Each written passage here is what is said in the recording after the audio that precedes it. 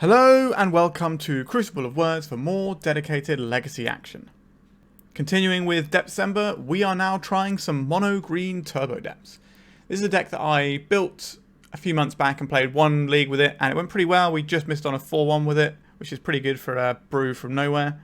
So let's get into it. So we are trying to make a 2020, as always, but we are doing it using Thespian stage. You know, that's normal, everyone expects that, but we're also using Mycosynth Garden. So if we turn it into an artifact with Liquimetal Coating, and then copy it with Mycosynth Gardens, then it's the same as doing Thespian stage, and we end up with a 2020. Obviously, Mycosynth Garden can have some other utility with bits and pieces we're doing, but that's mainly what we're trying to do with it. Liquimetal Coating, now that obviously on its own isn't amazing, but if we have a Karn in play, we can shut off some permanents and blow some permanents up with it. And then we also have 4 pieces of main deck artifact hate. Now, due to the One Ring and stuff, we've got 3 Tear Asunder because this allows us to exile, whereas Shenanigans is only destroy. But we can form the Shenanigans Liquimetal Coating lock and blow up a permanent every turn. We can also kick the Tear Asunder using our Mox Diamonds and Mycosynth Gardens to filter mana, so we can just use this as an expensive removal spell on other stuff. So that's kind of the Liquimetal Coating side of the deck there. And obviously we have a full-on Karn package, you know, we got Graveyard Hate, Crucible, we've got the One Ring with Weird Art, we've got Ensnaring Bridge, Ballista, Lattice, another coating, so we've effectively got 7 coatings in the main. A couple of Dismembers out of the board, but that's the only thing that isn't really part of the Karn package. I guess the Silver Resistance is something we're going to be boarding in a lot, but basically the rest of it is all just Karn package. The thing that kind of makes this deck work, in my opinion, is Ancient Stirrings. 1 mana, green sorcery, look at the top 5 cards of your library and reveal a colourless card from among them, put it in your hand. So that will reveal any of this, including our Urza Saga plan, which is a pretty good backup plan. Reveal any of this, reveal any of this. So that's a lot of our deck that it's going to be hitting. And it digs us deeper, and that's an effect that green doesn't really get that often. So it's pretty nice. We've got 4 Reclaimer and 3 Crop Rotation. We don't have hand disruption, so Crop Rotation is a little bit awkward into blue decks. So we've only got 3 of these, and Reclaimer, if it resolves, we just kind of start grinding through the things we want anyway. Our Urza Saga package obviously has a map. We've got Haywire Mite for some problem permanents, Pithing Needle, Shadowspear, Saga Lantern. You know, just the normal stuff you'd expect. And like where you see the mono black or the blacker heavy Turbo Depths decks running 4 Urborg, we're running 4 Yavimaya. So this can hopefully make our like Ancient Tombs and stuff and Urza Saga tap for green when necessary. We can pitch excess copies to Mox Diamond. Obviously, they make these tap for coloured mana too. So they're kind of an integral part. I will put a link to the last time I played this deck in the description because we had a pretty good time with it, and hopefully we can recreate that. The changes I've made since last time is we have 1 Bojuka Bog in the main deck. We cut a second Shenanigans for the Bojuka Bog. Obviously, the only red mana we have is from the Mox Diamond and the Mycosynth Gardens as well. So that might be an important thing as well. So yeah, so we have 1 Bojuka Bog in the main. And we've swapped out the Sky Sovereign for the One Ring, which when I recorded this, I think the One Ring just came out and was basically impossible to find. So now we have the One Ring, and we're going to see how that feels. Because sometimes we're going to just want to be able to get protection for a turn, and then just start grinding out cards to win the game that way. Alright, that is the deck. It's a pretty wild one, but we had a good time last time, so let's see if we can replicate that again. Remember to like and subscribe so you don't miss out on any of the December content. Let's jam! If you're looking to play Legacy on MTGO like me, why not try Card Hoarder? They're a rental service that I personally use, and I found them better than other rental services that I've used in the past. So why not give them a try? Alright, our opening hand for round 1.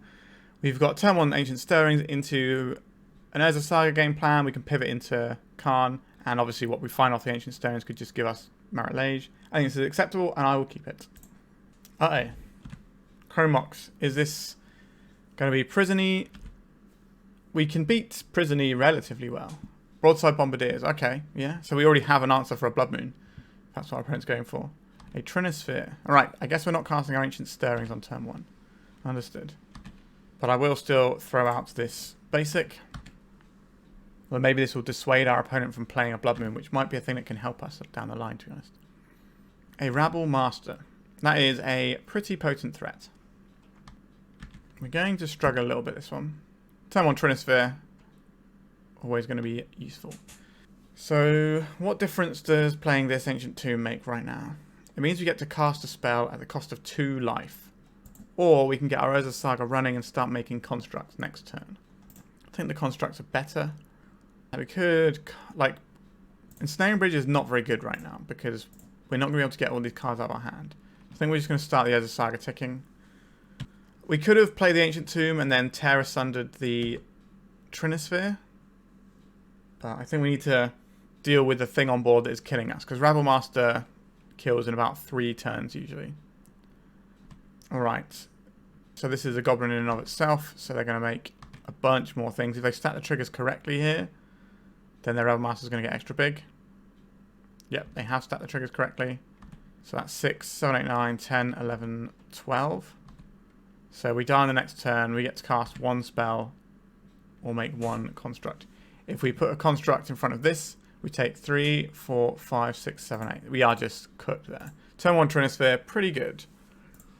Okay. What do we want for this matchup? I quite like the Dismembers.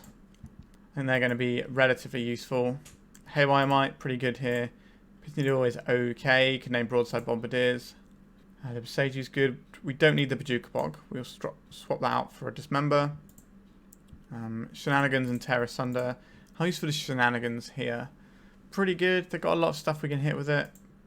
I don't think I want Sphere of Resistance when the whole thing is like ramping stuff out anyway. Tormod Lantern we do not need. And we're looking at trimming one thing. Karn is okay for later on. We just kind of need to get through the first wave of things messing us up. Kind of tempted to trim on Urza Saga because it's so bad into Blood Moon. Trim on the Urza Saga.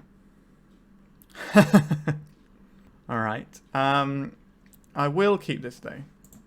They only saw like basic forest from us, right? Basic forest Urza Saga. So they probably will still keep in their Blood Moons. Alright, so we'll put in this Saga. We will make a Reclaimer. We'll make a basic land that can dismember something if we need it to. There's a Den of the Bugbear. We're going for a dead on our Reclaimer, sure. So we can start pumping out constructs, or we can deploy Reclaimer and Stirrings, holding up Dismember. How good is a 2/2? Honestly, pretty good. I think I'm gonna go into Saga constructs here. If they make a Magus of the Moon, then we can obviously try an Ancient Stirrings for the Dark Depths. A Trinisphere. That's pretty acceptable to me. We will need to find another land if we want to cast more spells. But we're not casting more spells in this turn cycle anyway. We're just making some creatures and beating down. Okay, what are we supposed to get here? Quite like the Haywire Mite, to be honest. The Haywire Mite. I don't really want to play this Dark Depths out, weirdly. If it could tap for mana, I would play it out. But I don't want to play it out when our opponent could play a Blood Moon and help us out with our combo. We can play that and then Haywire Mite a Blood Moon, or we can Dismember a Magus. That just gives us lethal.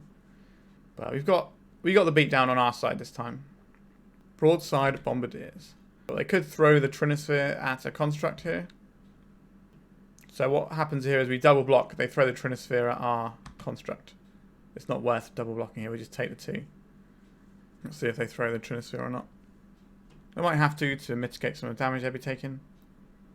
Yep, I thought that might happen. So we've only got 4 damage. It's still a reasonable amount. But additional permanents our opponent plays can be pretty tasty here. Blood Moon, help us out. Another Trinisphere. Okay. A Pithing Needle, which can name Broadside Bombardiers. We will have to get rid of this Trinisphere though. Right, then we go to attacks. Bash for 4. And then we will get rid of this Trinisphere so that we can play some spells. Are we supposed to... We've only got 2 lands in our graveyard right now. I think I'm going to play this Ancient Stirring, so we can find another land and then have a Dismember up. Right, that's pretty good. I'll take the Thespian stage. Any order's fine. Let's play this out. And we'll Dismember this in our opponent's turn.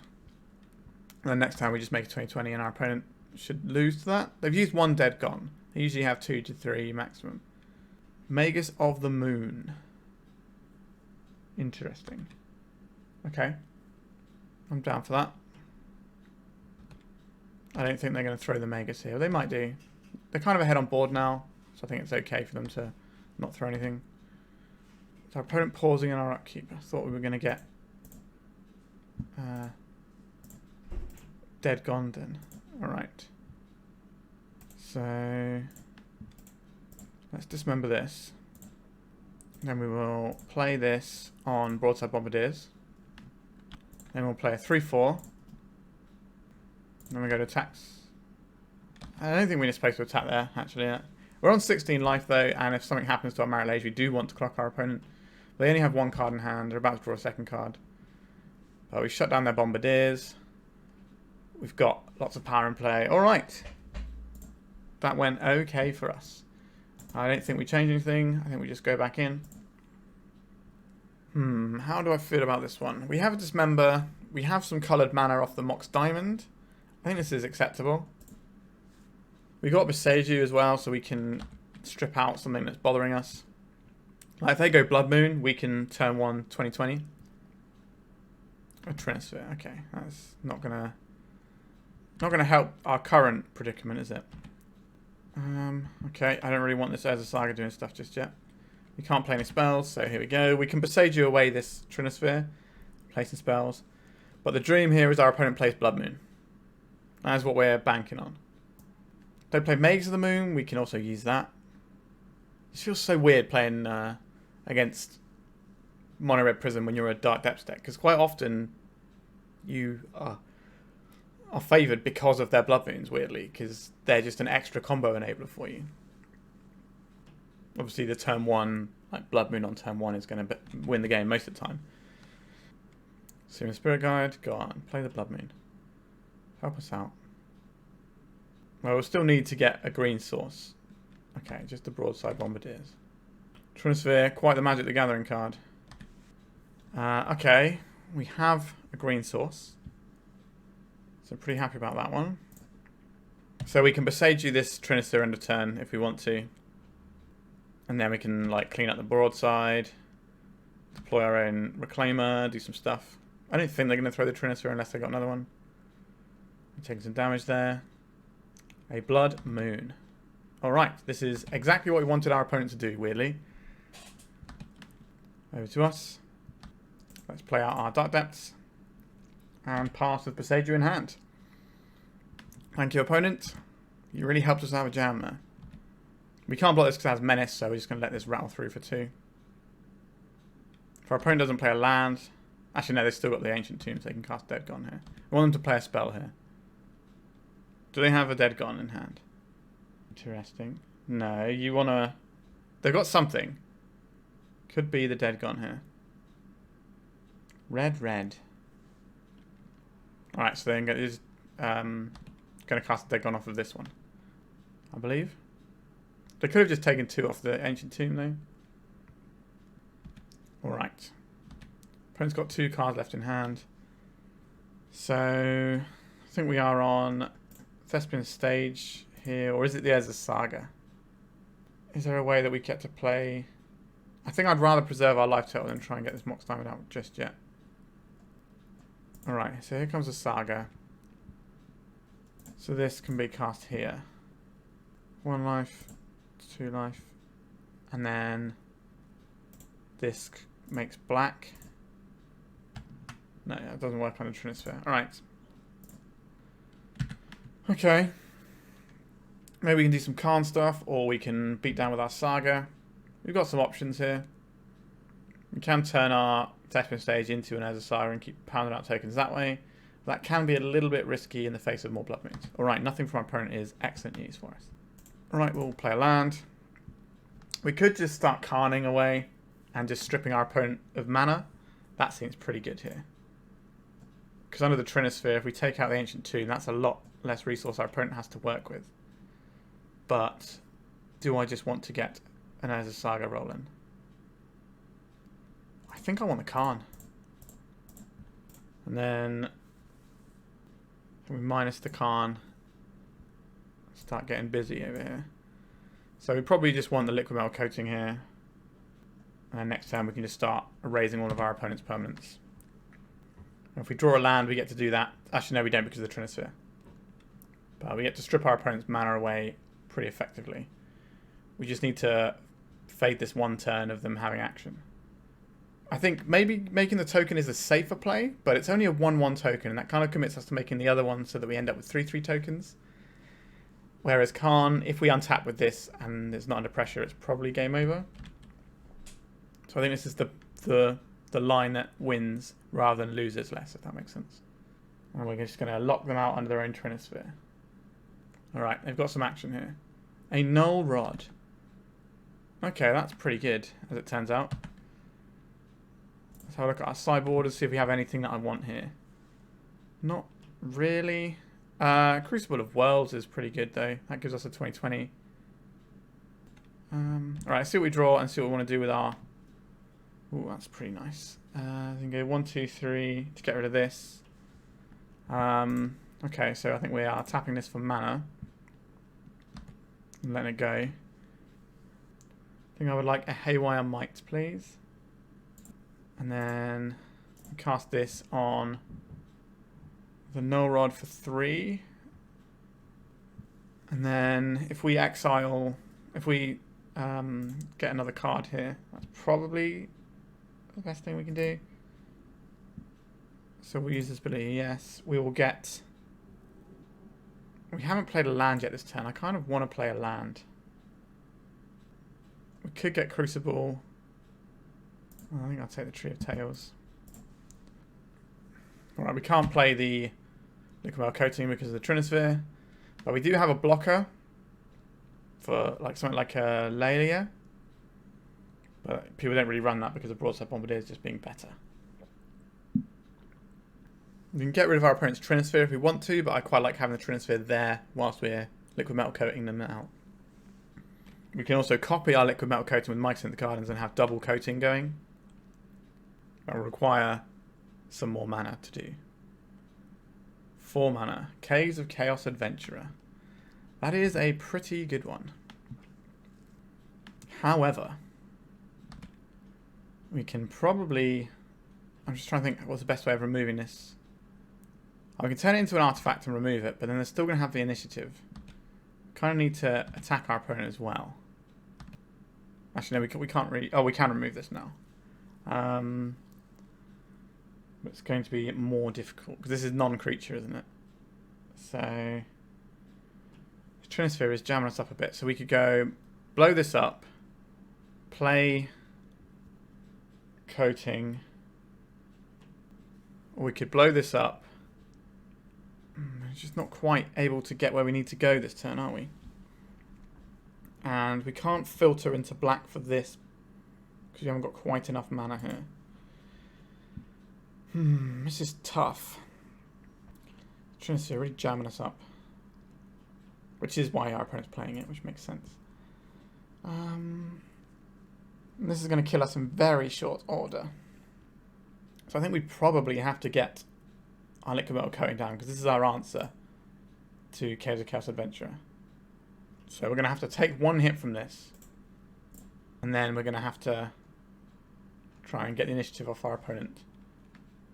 We'll go to second main phase and then we'll calm this because they got mana floating. We really need our opponent to brick again, which might be difficult to do. I think they go down the Forge side because Trap's just going to be lethal. Yeah, they agree. So we take 7 this turn. But we do get to kill their guy and take the initiative next turn. If we draw a land, we can do this and take out one of their permanents. Right, let's see what they've revealed here. An Ancient Tomb has entered the exile zone. We need to try and take the initiative. If we hit with this, we get the land to do both things. So we're kind of hoping our opponent doesn't play anything. So Kenzin, they didn't want to channel that. That's really interesting. Does that mean they have a Fury? It sounds like a Fury. A Shatterskull Smashing. Alright, we will blow up this Trinisphere while we're here. That puts us under 5 life, which isn't the amount of life we really wanted.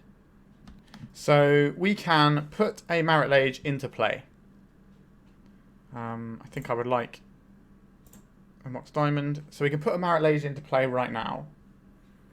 Or we can kill this. So they're going to trap next turn is the problem. How do we gain life here? I don't think we get to gain life here. I don't think we can stop this from hitting us. Yeah, I think we just lose to trap here. If we'd have just hit land slightly earlier, we'd have been alright. I think our opponent has us here. Is there a way they can mess this up? I don't believe so. And just trap us down and we die here. Oh, that was unfortunate. We were very close to winning that one. So if we'd have drawn a Dark Depths earlier, or just another land, I think we get there. We're just sort of slightly behind, or if this Chaos Adventure was a different threat, or they were one turn slower with it, then we win this game. So the margins here were really tight. I'd be quite happy to play this matchup over and over again, I think. Hopefully we don't, though, and we get some diversity, but I think this is a good matchup for us. Let's go to round 2. If you'd like to support me in the channel, please check out my Patreon. It has a free guide to budget turbo depths, as well as 3 tiers of support. A low-cost one that enters you into my monthly raffle for a free donation deck on the channel, a mid-tier subscription that gives you access to my detailed turbo depths guide that is updated every month, as well as regular articles, and lastly, the higher tier gives you all of the above, as well as a monthly donation deck for my channel. If you're interested in supporting the channel this way, please check out the link in the description. We are on the play. What does our hand do? Turn 1, Ancient Stirrings. We've already got Dark Depths. We're heading towards a turn 3 combo potentially. I think this is good. We don't have the most interaction, so just doing our own thing and being happy with that is fine. So we can either Ancient Stirrings or we can play Reclaimer. I think I actually like the Reclaimer more because they're less likely to wasteland us with a Reclaimer in play. Although if we don't draw another green source, we're really going to want this Ancient Stirrings. Alright, I think I've convinced myself we want Ancient Stirrings and we'll take the Boseiju here. Next turn we can play out various different things depending on what our opponent is up to. Scalding Tarn, Mishra's Bauble. This feels like a Delver deck. No turn 1 play, interesting. That suggests to me that our opponent is sat there with a Lightning Bolt. I think we'll play out this Saga. Now I'm going to play out the Coating. This is a weird card. We don't really care if it gets dazed. But if it's in, then it makes our Tear Asunder better. And it also allows us to have slightly bigger constructs. And I didn't want to just play a Reclaimer into an obviously held up Lightning Bolt. I'd rather make them waste their turn. You know what I mean? If they're just playing mana on our turn that they've left up anyway, that's not really great for us. Let's play out this Dark Depths and pass. Let's just use the Yavimaya so that we can make some Urza Saga tokens. It's going to be Orcish Bowmasters at end step, I think. Which is fine. We don't care about Bowmasters. The Liquimetal Coating also means that our Saga token is bigger than the ping. Yeah, so they're using the Scalding Tarn as a forest there so that they can save the Fetch Land Crack for later. So we're getting pinged for 1 here. The good thing we can do with the Coating as well is we can turn something else into an artifact to grow the size of our construct. Okay. Hitting our Dark Depths, interesting. That means we don't get to make a construct token next turn. I'm attacking with both here. So we block the Bowmasters. Because if they ping this, we don't lose it. Because we can grow using the Coating. Whereas if we block this, they can ping this and trade it here. Alright, you're going to put your ping onto our construct here. We're going face with it. They worked out that we could grow our construct. I think they were just seeing if we knew, really. Right, so Urza Saga, not tapping for mana here. A little bit awkward. We will... Sorry, not tapping for constructs. So we'll float mana off of this. We get Pithing Needle on Wasteland. Or we get Soulguide Lantern to stop Murktide coming down. Kind of down with stopping Murktide. We'll get rid of the artifact. That's a hard one for them to find usually. So we have... We can play a Mox Diamond. That's probably better than a Boseiju here. Pumps our construct.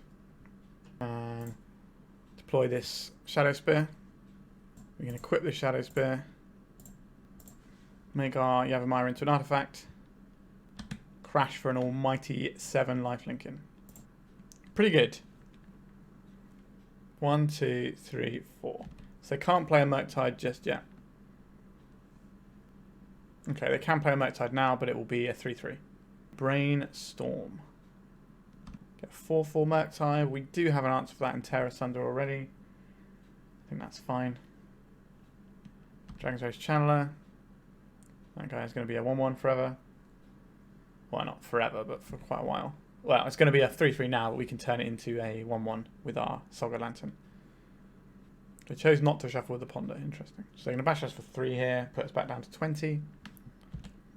That's fine. Haywire Mite. Is that better than holding up Tear Asunder? We have a 3-4 here. I think the 3-4 is pretty good. I think I play out the Reclaimer. And then I'll play out the Haywire Mite. This could be dazed, but that's not the end of the world for us. Let's go tax. Let's turn our Yavimaya into an artifact to pump our guy. This is going to take us up to 28 life. Feeling pretty secure here. We can also just stick the Shadowspear on the Reclaimer and have the biggest thing on this board. What is the thing I'm actually scared of right now? Murktide is probably annoying. So let's just get rid of Murktide as a possibility now. Like, they can make a Murktide, but it's going to be very small in the face of our construct. We could have waited till the Dragon's Rage Channeler attacked, but that gives our opponent an opportunity to play a Murktide to stop the Channeler from attacking. And we're so far ahead on board, I think it's fine. Alright, we are no longer ahead on board. What are the targets for this? The Construct and the Shadowspear. Alright. We still have the biggest creature on the board. And we do have our Tear Asunder combo, if that's the thing we're interested in. And Urza Saga. Don't mind if I do. Play this out. We get to play around days. Go attacks here. How would you like to do this? They can triple block if they want to, or they can just... Yeah, they're just going to soak some damage. That's fine. We can blow up their lands if we want to. That's not really that exciting. Feels like they're gearing up for a Murktide. So we can try and blow that up around a days. Yep, here comes the Murktide. Oh no, it's a Sauron's Ransom. Interesting. Okay. Can we give them a Murktide? Because we don't care about this. And the Lauren revealed here. We'd rather they not have the Borrower. That's kind of annoying. We're trying to make the Murktide pile look juicy. If they play the Murktide, they probably lose. Unless the last card in their hand is Force of Will. But if they crack the Polluted Delta, they can't play the Force of Will. I suppose they could... No, they've already played land. Okay, they've taken the Borrower Days pile. Interesting. Let's say no to Dragon's Rage Channeler. So bouncing our Mox Diamond is very strong. And they did not do that, so that's good news for us. Let's go attacks. This has to be a chump block, I believe. Or they're going to bounce our Reclaimer. This puts them to 1, so Force of Will is just off. Okay, so they're making us choose between a Construct and playing out a Reclaimer. Honestly, I think we're just going to jam some Reclaimers. Like, we can play them around days. We have 3 lethal threats for next turn. This is going to be difficult for our opponent to best. Alright, we got the win there. So, do you want to do anything differently on the sideboarded game where we're on the draw? I don't really like Dismember into Delver because you lose a bunch of life for it. So it quickly becomes irrelevant. Sphere of Resistance is interesting, but they are a Wasteland deck. Crop Rotation is kind of weird Wasteland protection, because if they Wasteland us, we can get rid of it. Honestly, I think we're just going back in. Our deck doesn't sideboard a lot, right? It's just the Dismembers or the Spheres for the most part. You can argue, do we want a Crucible of Worlds in the main? That's probably better than a Karn here. But, yeah, we're not really doing very much changes. Like, our Bojuka Bog is useful in this matchup. So, Meltdown is going to be more of an issue for us. But we can present a 2020 relatively likely. We're going to see a bunch more cards in our deck soon. Ancient Stirrings, let's go. Okay, Dark Depths is one of the cards I was looking for. So we play as a Saga, and then we can start cranking out tokens. Because we're going to need 4 mana for our combo anyway. Well, 4 lands for our combo, because the Dark Depths isn't tapping for mana yet. Counterbalance, sure, that's not what we're about. Take 1 of your finest damage. They've left a card on top. Probably a 1-drop. Or a Wasteland. Alright, we'll play this one out. Play the Coating. Maybe they have a 2-drop. We'll find out. They decided not to use Counterbalance's ability. Alright. So next time we can play Stage and activate Saga. The turn after, we can float mana from Saga, play Dark Depths, and make 20/20. Now, this obviously can get a little squiff with Wastelands, but the Urza Saga can go and fetch us a Pithing Needle, which really helps. Now, we're just taking very small increments of damage here.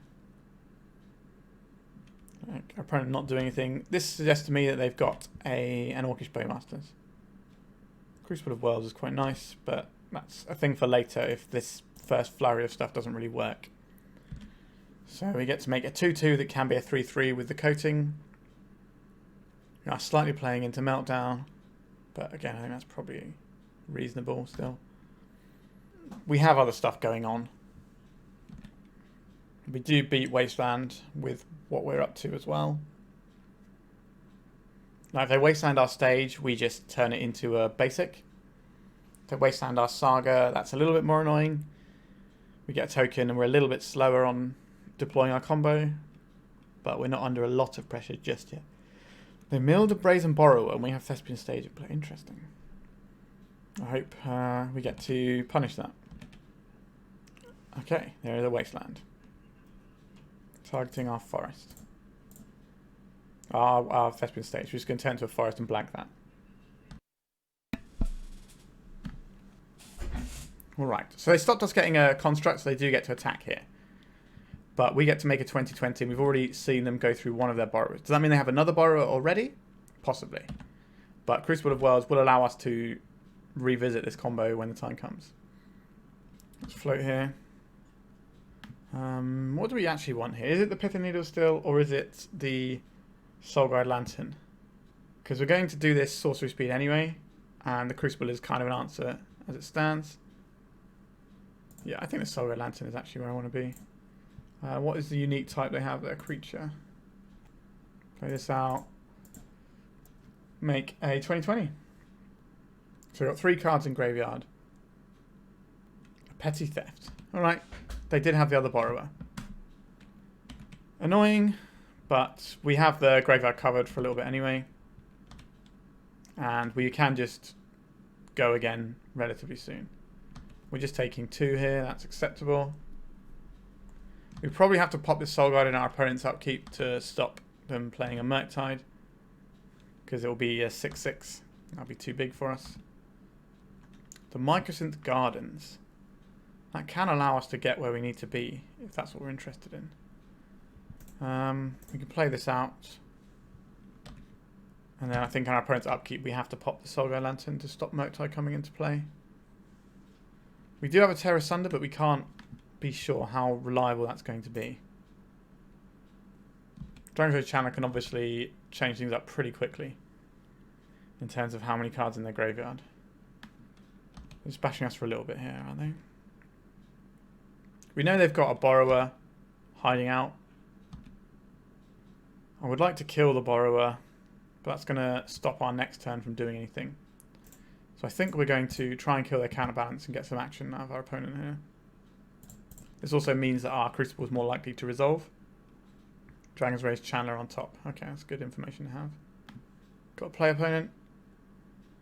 Just a hardcast days. Sure. They're leaving the Channeler on top. Interesting. Thought they'd want the creature type. Oh no, they are putting in. We will not pay for the days because we can't. Interesting. So we can just make Dark Depths next turn. So we probably want to make a construct and then just Dark Depths. Or we can play the Crucible to play around days. How useful is this construct going to be? It's probably going to save us 1 life versus a Crucible, which can guarantee our longevity in this game. Alright, we're going to go for the Crucible here. They only have like 2 3s, maybe a Force of Negation. So I'm not expecting Meltdown. Alright. Meltdown's a pretty good one. But if they spend their turn Meltdowning, then we just untap and make a 20/20. And they've gone through both Borrowers now. So that should be very difficult for them to answer. If they want to hit the Crucible... Okay, they're lightning bolting us.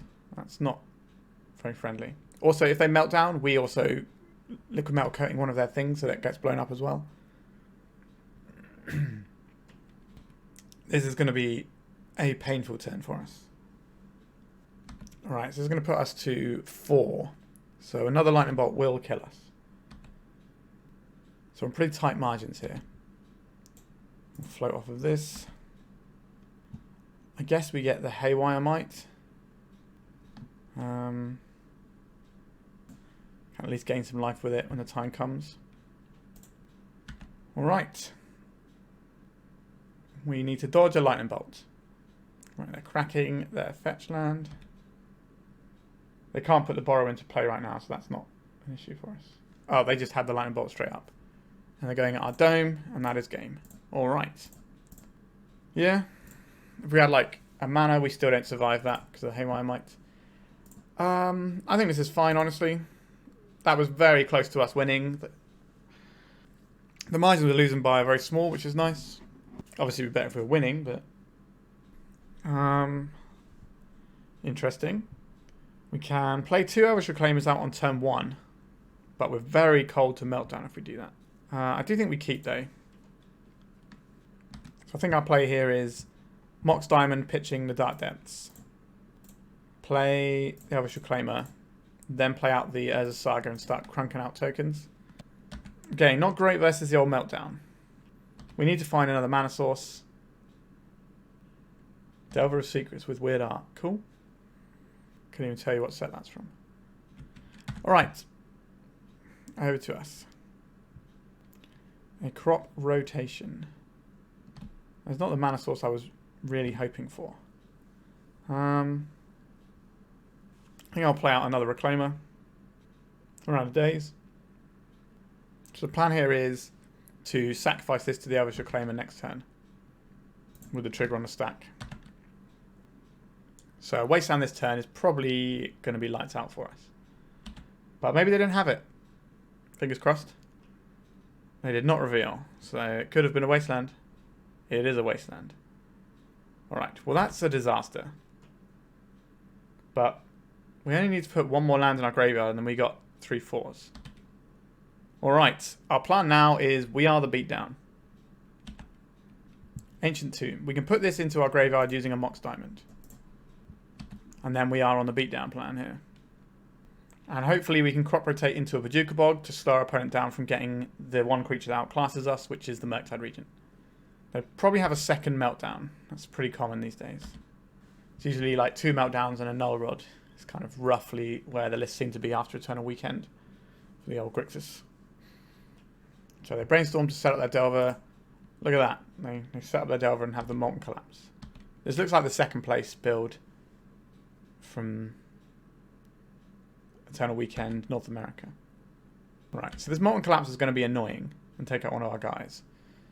So I would quite like to avoid that, if possible. How do we avoid that is a better question. We don't have anything like a Sajiri Step in our deck. And we just bash in. So they're going to kill our Mox Diamond and our Reclaimer here. Oh no, they didn't have a fetch land, so they're just going to kill the Reclaimer. That's acceptable. I could play a crop rotation looking for an Urza Saga to keep the pressure on. Alright, our opponent is leaving up the Delver and not attacking with it. That's interesting. Are we supposed to read anything into that? Are we supposed to go and fetch an Urza Saga now? If we miss on the land, that's going to be real bad. I think we're supposed to hold off a turn. Alright. We'll attack with our 3/4. Just a chump block. It is. I would like to crop rotate now to get a Bojuka Bog. No Murktides for you. I will try out this expedition map. It could eat a daze, though. It did not eat a daze. Interesting. So without a DRC, it's going to be harder for them to fill their graveyard for a Murktide in the next couple of turns. And like I said, that's the one thing we're scared of from our opponent. Meltdown, again, would be good. Okay, there's a DRC for later. Can start stacking up the graveyard. Okay, there's the Meltdown. So they've had both their Meltdowns now. Alright. This is going to be sorcery and land. So we still have the biggest game in town. We don't have any mana of our colours. We're just a zoo deck. Our colours are being green and colourless. Oh, that's an excellent draw. It's a spell we can cast that does stuff. So that's an excellent draw. Can we have Soul Red Lantern? We cannot have Soul Red Lantern. Okay. This is a weird game. It's pretty close though. Opponent's got some potent sideboard cards that have definitely jammed us up a bunch. Right, another Channeler. One card left in their hand. They chump block and this turns into a 3/3. Like we are on one plan here, and that is our opponent not having anything, and we get to crunch them until they die. So this is going to eat a guy, most likely. A Brainstorm. Okay, they could do a double block here. That'd be pretty good. Yeah, they are on the Eternal Weekend build that came second. That I played on the channel the other day. Instant sorcery land they've got at the moment. They didn't hit a creature. Right, just a chump block. I would have liked to have had a land so we could at least try and do some Tear Asunder type stuff. Lightning Bolt. Okay, so they're trading 2 cards for our Reclaimer, which is fine in this situation because we are very much behind if this goes out of play. We only need to get 3 damage across, but our deck doesn't do 3 damage outside of Elvish Reclaimer and as a Saga, so our opponent is in a commanding position now, as you can certainly tell by the disparity of permanents in play. And they drew a Murktide for turn. Yikes. That's pretty good. A Dark Depths. We'll play it, but it's not looking like it's going to help us out much. We needed a land that tapped for mana there, because then we could at least put this Liquimetal Coating into play and then Tear Asunder the Murktide, and that buys us like a couple more draw steps. But I think we are just cooked. Oh, again, this is another game, another round where we were so close to winning. Mycosynth Gardens. Yeah, if these lands came out in the other order, but then we win. Right? Because if we'd have played this last turn, and then this turn drew the Dark Depths, we could make a 20/20 block here and then kill our opponent. Yeah. The margins that we lost on there were minuscule. Again, I think this is a relatively fine matchup to play. Obviously, they get more stuff out the sideboard than we do, because we don't really get anything out the sideboard and they get Meltdowns. But yeah, really close, but not quite there, unfortunately. Let's go to round 3. Right, this hand has a path to the combo. We'll keep it. Our opponent's called Gristle, and they're on the play. Okay, not Gristlebrand. It could be Show and Tell, though. So we could start off with Urza Saga and just start cranking out the tokens on turn 2. That seems acceptable. Does that change anything? I'm not sure it does, to be honest. We could have 3 mana on turn 1 to play and crack this. Then turn 2, we play out the Thespian stage and do nothing. Now, I think we just play out the Saga here. And then we play out the Mox Diamond so we can play around days. We have 2 Yavimayas, so it's an easy one to pitch. Let's play our expedition map. So we just look like standard lands right now to our opponents. Are they Delver or are they a combo deck? The way they're cantripping does make me think more combo. But it's just a feeling. And also the name being Gristle. Makes me think of Gristlebrand. But we'll see. Right, cracking a Flooded Strand. For another Volcanic and a Portent. Okay, maybe this is Delver then. Or maybe some other decks have started playing Portent.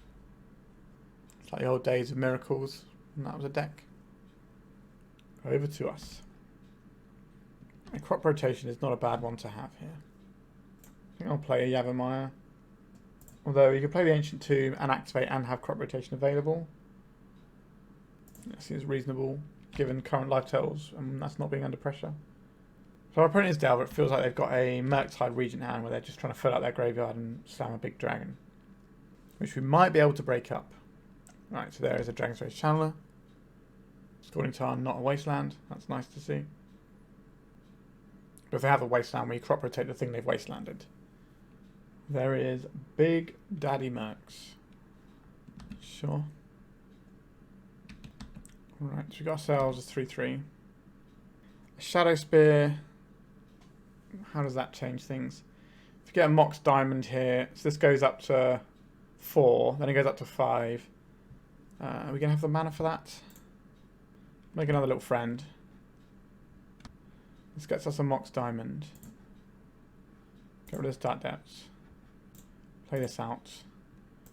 Cast a Shadowspear. If this resolves, then we're in business. Alright. Nice 6/6 Murktide you have there. Would be a shame if someone was to 7/7 you. The big chunk of life gain here is pretty important. The only way they can really interact with a construct of this size is through Brazen Borrower. Dragon's Rage Channeler. And a Ponder. A Ponder that can look at potentially 6 cards. It's better than our Ancient Stirrings, isn't it? And we can Expedition Map for more Urza Sagas if that's what we want. Or between the Expedition Map and the crop rotation, we do have the combo available to us. Alright, they're done with Wastelands, so they're going away. That's good for us to see. I think they're in, we need a Brazen Borrower or we lose the game territory. And if they use their Borrower on a construct and then we make the combo, then that's going to be pretty good. We can do the combo next turn due to the Ancient Tomb and the Yavimaya. Obviously our spells have to resolve, but I don't think our opponent is looking for counter spells right now. They've milled over 2 Wastelands. A Misty Rainforest being cracked. Bauble with a couple of Channeler triggers. They milled over a Bauble, and they milled over a Strand. So they're still looking for that Borrower. Alternatively, they can play another Murktide and grow the first, but at present it will only grow by 1, which isn't enough. It will just trade then. And then we'll still have the biggest thing on the board. Maybe we'll draw a Liquimetal Coating and start shenanigansing our opponent in the heart. A Lightning Bolt, where is this going? At our face. Right, so they're not going to like double Lightning Bolt one of the constructs. They milled over a DRC. And they left something on top. Okay. The DRC has to attack. And they're attacking with the Murktide as well. Makes sense. The Mycosynth Gardens is certainly interesting. So 6, 7, 8, 9, 10, 11, 12. So we won't be dead. If we might as well attack with both of them. This will force a chump block. Give us a big chunk of life. And now we have to make some decision. So I think the play here is crack this. Go and get a Thespian stage. Play a Thespian stage. Float green, crop rotate away our Ancient Tomb. They have to force the Wilders if they have it. There is the Dark Depths. I think we do it now to dodge the Wasteland. Alright, our opponent's had enough. Alright, more Delver. What did we decide about Delver last time? I think that 1 Crucible of Worlds is better than 1 Karn, and that's about all we have. Yeah, I guess. There's also an argument for bringing in an additional land out of the sideboard to stop us getting wastelanded too hard. I think, you know, we are a lot of lands. There's 30 lands in our deck. 4 of them don't tap for mana without help, but we also have 3 Mox Diamonds, so I think this is fine, and we'll just go back in. This opener is very slow and doesn't really interact very much. I'm not really liking this one. But we do kind of have something going on potentially. I think we keep this one and I think we throw back the Shenanigans. We don't have the red mana for it right now. We're basically just going to be on an Urza Saga plan, which is not so great post-board. I think our opponent is favoured here due to opening hand. But there's quite a lot of trading of resources, so going lower ends up being really awkward. And this hand does play a game of sorts. Alright, Thespian stage. Also, as I'm recording this, I've just found out that the Ravnica Remastered has got a old bordered version of Thespian stage, as well as old bordered Pithing Needle. So my Turbo Depths deck is going to be looking nicer soon, which is good news. A Tropical Island.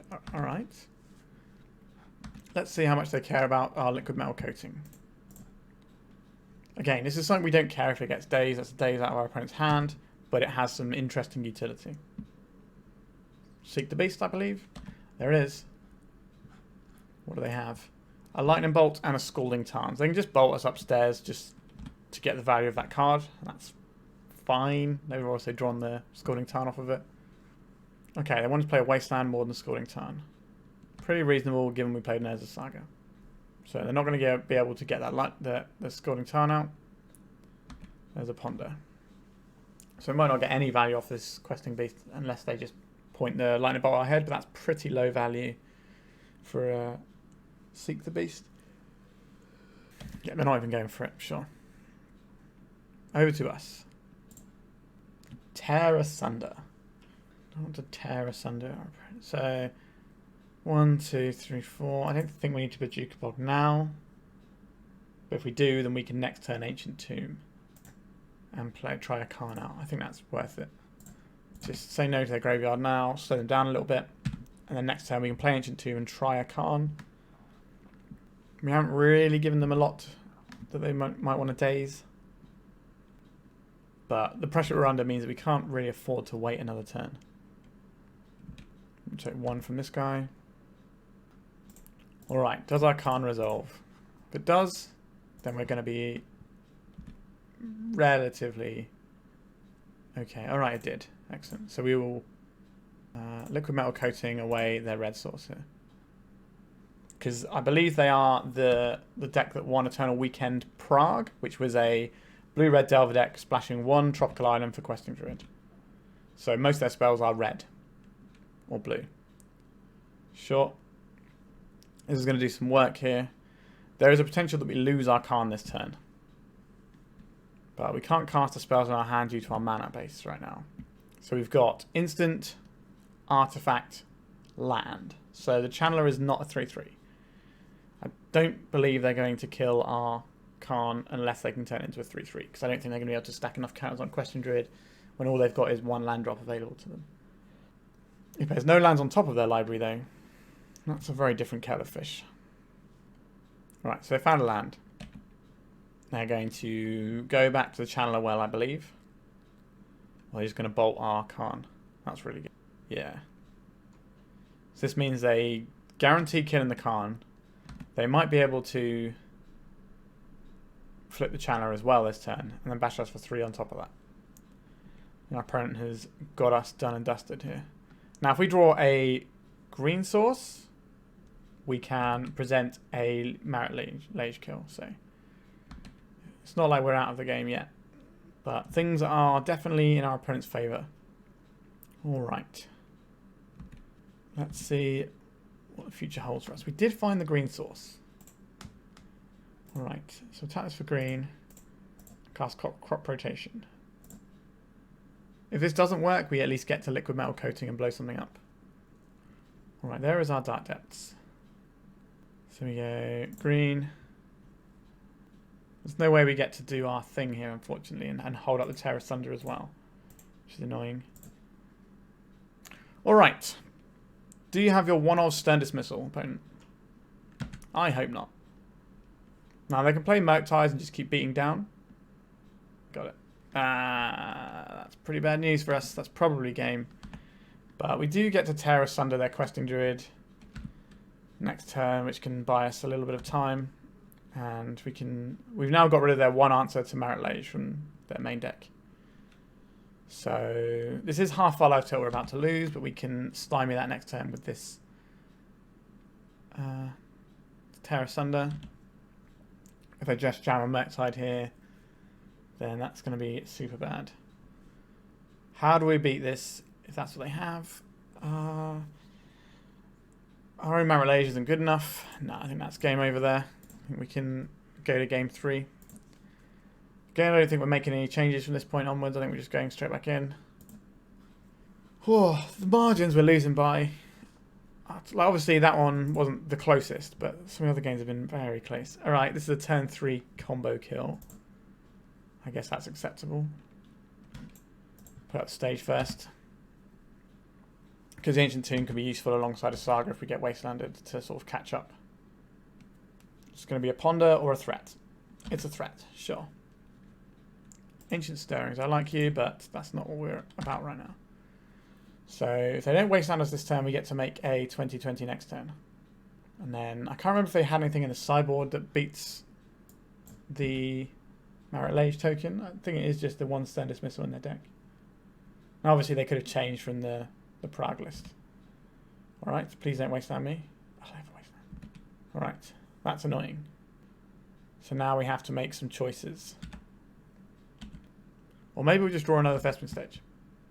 Okay, we didn't draw a Thespian stage. So we can Ancient Stirrings this turn. I think we probably do that off of Yavimaya. That makes playing other lands easier down the line.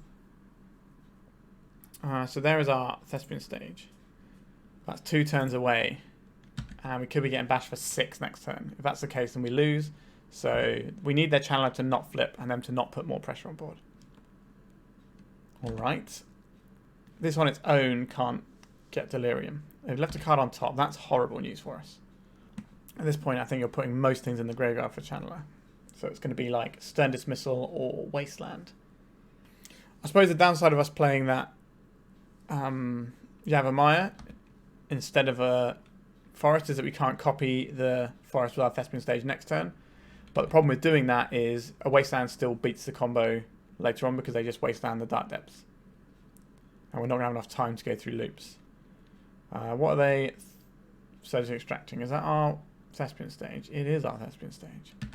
Alright, that's pretty sad news for us. So, what is the plan here? They're not delirious, I guess, so there's something. But I think our opponent has got us absolutely toasted with a classic Delvering. Okay, so we take 4 this turn. And presumably next turn they're going to be able to flip the channelers. So our only real play here is as a Saga. And then try and leverage this for some tokens. Maybe gain some life and get back in it a little bit, but that's probably going to be too little too late. I think our opponent just has us here. If we have... we don't even have the red mana for the Shenanigans, really, do we? We can get it with a Mox Diamond. But that's asking for a lot. Alright, let's Ponder. They've shown us they boarded a Meltdown. That's not really a surprise. Is this Ponder going to be the end of us? No, they haven't flipped the channelers. Alright, they found an artifact, so that will flip the channelers. Okay. So we take 9 and then we die on the next turn. And I don't believe we have any outs at this point. So I think we can just call it a day here. Alright. Yeah, kind of awkward. Like, we're always like 1 spell away from, or 1 card away from winning the game, and then we get stopped. Considering we're 0-3, the deck is still feeling alright. The margins are pretty slim. Let's go to round 4 and see if we can pick up a win. This hand does make a 20/20 using Mycosynth Gardens at some point. I think we can keep this. Question is, what are we leading off on? Play this on 2. I think we do just play out the Liquimetal Coating here. It gives us Tear Asunder as an option. It might be something we need. And we're looking at turn 3, 20/20. Alright, we're going to be playing against more Delver. These games have been very close every time, so... Well, not very close, but close enough that it's frustrating. So let's see if we can... We've been winning game 1s a lot versus Delver.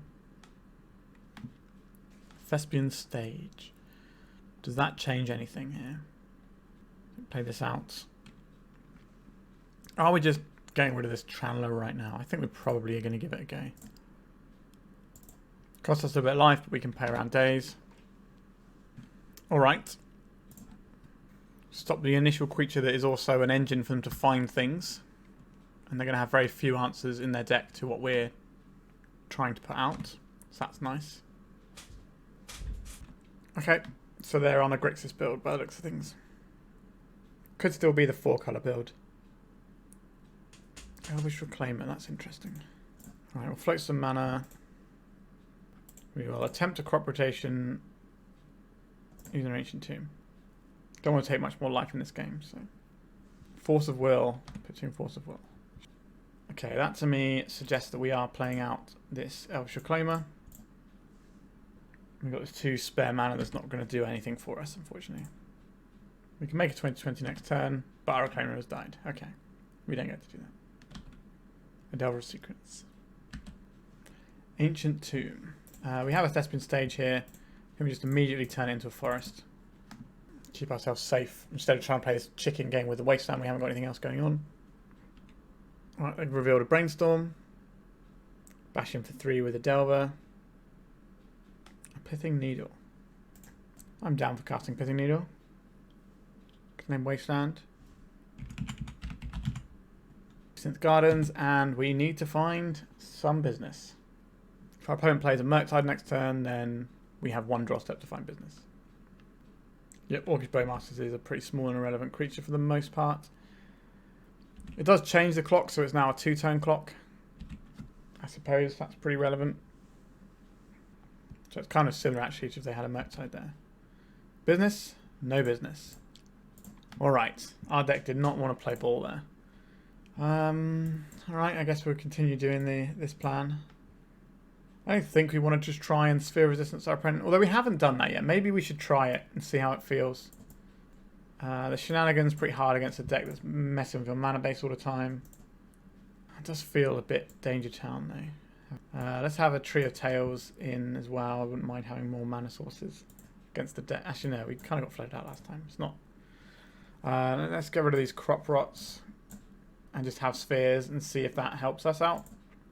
I don't think it's where we want to be in this matchup, in all honesty, but this is a pretty untested brew, so it'd be nice to try some bits and pieces. We're already doing worse than last time, which is a shame. Last time we got a nice 3-1 where we were a very, very slim margin off of the 4-1. Now we've been 1-2ing all of our games this league, so it's not like we're just getting absolutely smashed for everything. Alright, Elvish Reclaimer is a very good thing to begin the game with, so I will keep this. So next time we can Ancient Stirrings into Pithing Needle. There's a Channeler. I think Ancient Stirrings is better than activating Reclaimer this turn. Liquimetal Coating I will take. Let's play the Mycosynth Gardens and go for a Pithing Needle. We've got days over there, opponents. We have a lot of spells we want to get out of our hand here. So I'm okay with offering this one up.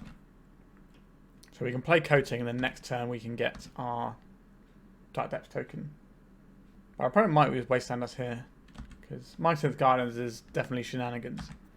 Someone's Ransom in the bin as well. Thespian stage. Happy about that one. Play the Coating out. See if our opponent has any thoughts about that one. They did not have much in the way of thoughts about that one. Are we trading damage here, or are we just trying to stop the Channeler from attacking? I think we're going to stop the Channeler from attacking. This might also make our opponent think we have something like a Spirit Guide in our deck. There's a Wasteland. Sure. Have an uncounterable 20/20 now.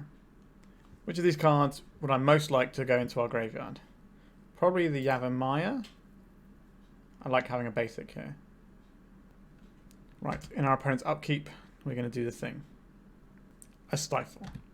Alright, well they had the 1 mana open in our turn anyway, so that is kind of annoying for sure.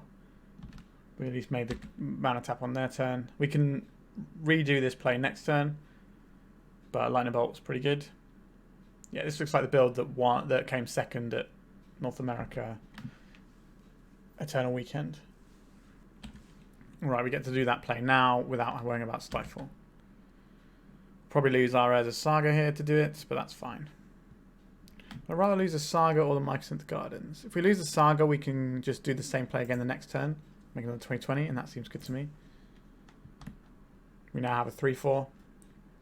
We get Dark Depths. We turn Dark Depths into an artifact. We turn Mycosynth Gardens into a Dark Depths. We make a 20/20. There we go.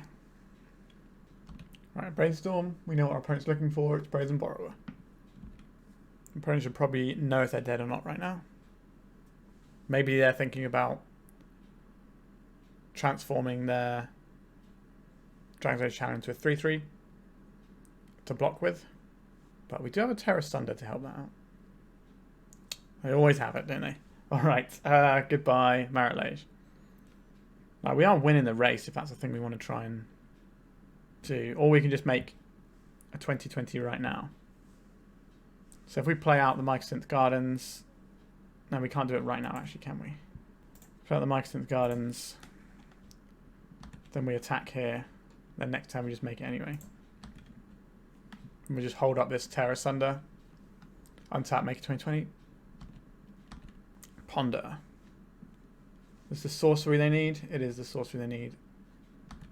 So now they have a 3/3 channeler. There is a wasteland. So the other play we could have done here is turn our Mycosynth Gardens into a forest. Into a basic forest. That might have been slightly better. Right, so there's a daze here. Yeah, I think that play probably would have been better. Would have left us with another land. But if we find a land, then we're kind of getting there. Have a superior beatdown at present. Land, please. Not a land. Let's go to tax. I think we do play out the Dark Depths. So that if we find like Mycosynth Gardens next turn, we can just do it all in one turn there. Obviously it's bad into another wasteland, but yeah, if we just saved our Mycosynth Gardens, it wouldn't get to become Mycosynth Gardens, but at least we'd have the mana to cast things like Tear Asunder or turn it into an actual Mycosynth Gardens using Reclaimer. Yeah, I think that was just a bit of a mess up from us there. Right, looks like they're just going to hold open the Borrower and just amount more pressure and turn the clock. Because they'll have a 2-turn clock there and we're on a 3-turn clock on them. Yavimaya, Cradle of Growth. That's interesting. If we want to... So we take 6 this turn. And then we take 3 the turn after. So we're going to have to Tear Asunder, I think. Rather than activating our Reclaimer here. Which means we have to attack. We also get into this interesting debate of which of their 2 creatures are we supposed to kill here. Because the 3/1 is always... Oh, wow, they didn't play it. That's incredible. There's a wasteland there. That's awkward. Let's see if we can get rid of this channeler. Looks very nice with an artifact type. I'm playing around days. Really surprised I didn't put Borrower in the end of turn. Last turn. It's given us so much more time to work with. Hard cast, Force of Negation. Sure. Carry on opponent. We take 3. Honestly, another Elvish Reclaimer wouldn't be the worst. I'll go to tax. I think this is better than trying to do our combo here. I suppose if we then turn the forest into a Thespian stage and played this, and we untap, and even if we draw another mana, it's still not there. Yeah, no, this is right. Just keep beating down. If they had played that Borrower, I think we would have lost this game. But I think we're still probably going to lose this game, but it's going to be a lot closer. Because this means that if they play a Borrower in our end step, that will be lethal. So we're going to need some assistance here. We don't have a land that does anything here is the problem. And this just comes in and kills us. But they didn't cast it last time, so maybe they won't cast it this time. Maybe they'll make the same mistake twice. They will not make the same mistake twice. Alright. Yeah, we are 0-4 now. We're trying to dodge the 0-5. That is a real come down from last time we played this deck and got a smashing nearly 4-1 with it. But again, it didn't feel unwinnable at all. Like, felt like we were doing alright. Our opponent had to have quite specific things. Obviously, Dell was very good at getting those specific things. But I think the turn we didn't make the Mycosynth Gardens into a forest was an error. I'm just trying to think, does that actually cost us in the grand scheme of things? I think it might do, but because they had the follow-up Wasteland again, I'm not sure it does, but yeah. Alright, let's go to the final round, see if we can put that win on the board. Alright, we've got turn 1 Reclaimer. We've got Tear Asunder combo. This seems acceptable. Martial Arts is kind of scary. I'm going to get reanimated on here. Feels like we're going to get Entomb reanimated on. Alright, no Entomb, interesting. Thoughtseize. Have a look at my terrible cards. Oh, they hit themselves. Alright, so just going to put a Grizzlebrand into play right now. Do we beat turn 2 Grizzlebrand? Possibly? They've gone to 7 cards here. Sorry, they've drawn 7 cards here. So they're going to 2 life. No more monsters in the bin. Maybe we can get there. So, the question is, do I want a 2020 or do I want to kill their Grizzlebrand? Because we don't get to do both next turn. We either turn this forest into like a Yavimaya so that we can make 2020 next turn, or we play this Liquimetal Coating. Now our opponent's probably going to make us discard a bunch of stuff.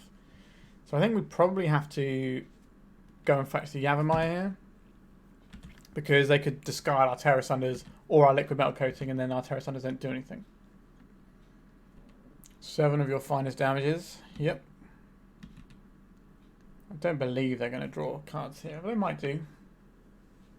I guess they've got Orcish Bowmasters that can block if they're worried. Swamp Cycling. Okay, so this is like the Rescaminator deck, I believe. Thoughtseize. So this is exactly what I mentioned about why we don't want to play the Tear Asunder line, because they can just take our Liquimetal Coating and blank those cards. Exactly like that. Faces Looting. Let's see if they get any more monsters going on. We're trying to dodge Archon of Cruelty. Obviously, we can go and fetch a Bojuka Bog. There's another Grizzlebrand. That's not really what they want to be. Let's go and get a Yavimaya. Let's play this and hold up Bojuka Bog as well, if that's the thing we want to do. Just hold up our options as best as possible. Let's play Delta. And Entomb. Okay. There's an Archon of Cruelty. Exhume. Right, so we want to make green, green, green. And then we activate this. Sacrifice a Yavimaya. Get a Bojuka Bog. Exile their graveyard. Then we still have an activation with our, if you want our crop rotation to do something here. Do we want our crop rotation to do something? It will make this a 3/4. It's kind of interesting. I think I will crop rotate this into a Saga. Alright, we're going to have a little bash. Alright, we get a turn here. It's always exciting. So play this Yavimaya out. And are we just attacking for 3 here? I think we probably are. If we'd have kept that Bojuka Bog around, we would have been able to have black mana for our Tear Asunder. Maybe that was a mistake as well. Especially since the Saga's not going to do anything apart from gain us a bunch of life with the Shadowspear. Which I think is reasonable. It lets us go over the top of their big guys. Alright, a Dark Ritual. Fair turns never begin with Dark Ritual. There is an Entomb. There is an Archon of Cruelty. There is a Animate Dead on the Archon of Cruelty. I think we're going to lose our Reclaimer here. And we'll get rid of a Karn. Or no, get rid of Tear Asunder here. Can gain 7 to go up to 14 here. And we can attack for exactly 14. So... no, it's 15 we attack for, right? Because of the Shadowspear that we get. Alright, they're leaving back their guy. Interesting. Let's make the biggest clown in town. There is a Marit Lage. So they gain 7 with the Grizzlebrand. So this is 5. This is not enough to do anything meaningful. So I think we just get a 1/1 creature here. But they can ping it with Orcish Bowmasters that we know they have. If we get the Shadowspear and stick it on this guy, we bash for 21. And then we're probably just losing to the Archon of Cruelty trigger. We can get the Haywire Mite and blow up the Animate Dead. That's probably pretty good here. Alternatively, we can get the Shadowspear. We can Tear Asunder the Animate Dead. So maybe we get the Soulguide Lantern, so they can't reanimate anything else. Then we can play out our Saga. We can exile this Animate Dead. Then we force the chump block with the Grizzlebrand. They can't draw additional cards from this Grizzlebrand. We have the next graveyard thing they tried to do covered. And then we make a lethal attack, hopefully. There is a Bowmasters. We're only on 3. And we knew about his Bowmasters. Whoops. Alright, we did need the Shadowspear there. But we still lose if we get the Shadowspear. Yeah, I think I probably just had us in a squeeze, unfortunately. I would like some Sphere of Resistance, please. Do we want a Tormod's Crypt in the main deck instead of in the sideboard? Pithing Needle, I don't really care about that. Haywire Mite has uses. Shadowspear does actually have uses here. I'm kind of down for that. I think trying to assemble our sort of like coating combo is not really going to be very useful. The Tear Asunders are actually quite good on their own. They can blow up some bits and pieces here and there. So I think we're going to do something along these sorts of lines. I think we still want the Karn. Alright, can we cover from our horrible... Okay, so we get to... Yeah, we get to do quite a lot here. We get to make a turn 1 Ancient Stirrings into Sphere of Resistance, which is pretty good. But we don't get to back up with anything like a Wasteland, which would be really nice. So we pay out the Mox Diamond first. I think we get rid of the Boseiju here. And then we go for Ancient Stirrings. Mycosynth Gardens, not actually that helpful, but probably the best thing we have going. It can just become any colour land or another sphere. Alright, let me play this out. Let me play out the sphere. Let me pass. Right, they're paying a Lotus Petal, sure. Crop Rotation. Does that do anything for us right now? I don't think it does. We can either Mycosynth Gardens the Sphere Resistance, or how do we go about getting a 2020? So if we play like an Urza Saga, then we turn that into a Thespian Sage, and the turn after we make a 2020. That's probably okay. Or we can Mycosynth Gardens for the Sphere of Resistance to star our opponent down another turn. But then how are we winning the game if we do that? We're slowing us both down by a turn, which eventually will favour our opponent. I think we need to try and do something to win the game here. We could play the Mycosynth Gardens and sacrifice this one to the crop rotation and then still have an Urza Saga. Or we can play the Urza Saga, start making tokens, and then tick down until we hit the Soulguide Lantern. Is that going to be a better plan? So we can either have a 2020 next turn, so our opponent gets 2 turns under Sphere of Resistance, which is probably enough. Alright, I think the play here is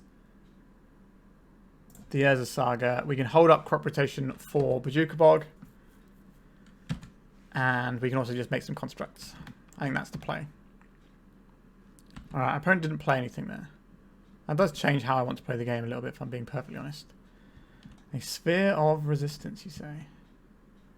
I don't hate that one. So there's a 2 mana for this. We need 3 mana if we want to play another sphere. So I might just be doing an Entomb end of turn here for 2 mana. But I think we just want to get a Sphere of Resistance down. Our opponent's told us that's what's going to be good. I think if we play the depths... If we play the depths... If we play this... If we play the depths, the next turn we can possibly do it. Not the cleanest tapping you've ever seen. But we always have to activate our Ancient Tomb. Alright, they're scooping to double sphere. We were going to make it triple sphere, so that's something. Alright. Are we supposed to have some sort of Tormod Crypt in the main? I don't think so. Right, we've got Bojuka Bog, crop rotation for that. Alright, can we get a win on the board and dodge the 0-5? That would be... Soulguide Lantern in our opener is, you know, one of our better options here. So we can Soul Guide into Sphere, Maybe draw some lands at some point. Just don't turn one us. Grief. Okay, so we're going to lose our Soulguard Lantern here. Goodbye, Soulguard Lantern. There is a Lotus Petal. They're cycling for a Troll of Khazad-dûm. Playing a swamp. They're going to reanimate as well. They're going to Thoughtseize us. They're going to take the Sphere of Resistance here, so that we can't spike a Mox Diamond or an Ancient Tomb. So we have two options here. We can try an Ancient Stirrings, or we can start ticking down a Saga. I think the Ancient Stirrings is going to be better most of the time, because the amount of turns that takes is just too many. Thespian Stage or a Forest. Thespian Stage is a Forest. I don't think we want the Mox Diamond. We don't really have the land to pitch to it right now, so we'll take this Thespian Stage. A Dark Depths, you say? Well, I don't mind if I do. So we have Animate Dead covered with Tear Asunder, because you can blow it up in response to the trigger on it, so the creature never comes in. So here's an Entomb. Please have Animate Dead. Grizzle Brand. That is a good one, isn't it? Oh, I don't have the thing though. Alright, this is your one turn to draw your land that you clearly need. There's the land. And now we can't do our thing because they can just wasteland us. How are they playing wasteland and reanimated deck? That's so rude. There's a Saga. I honestly think we're just supposed to play Karn here.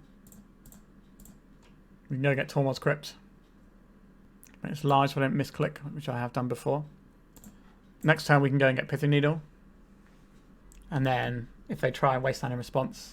So they need to wasteland before we put Pithing Needle on the stack, really.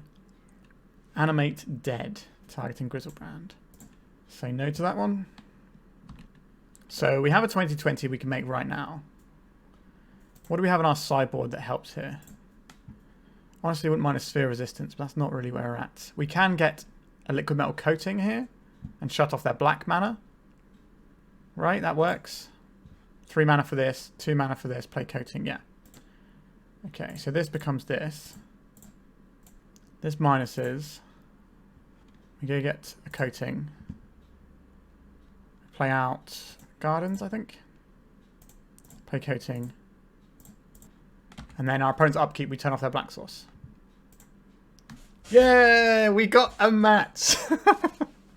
Alright, we did manage to pick up a match then, so not the worst. Well, we avoided the 0-5, so I'll take it. Let's have a look at our matches quickly. So, a 2-1, a 1-2, a 1-2, a 1-2. So we weren't like just getting pummeled every round. We did actually have some, game going on. Let's have a look at the deck.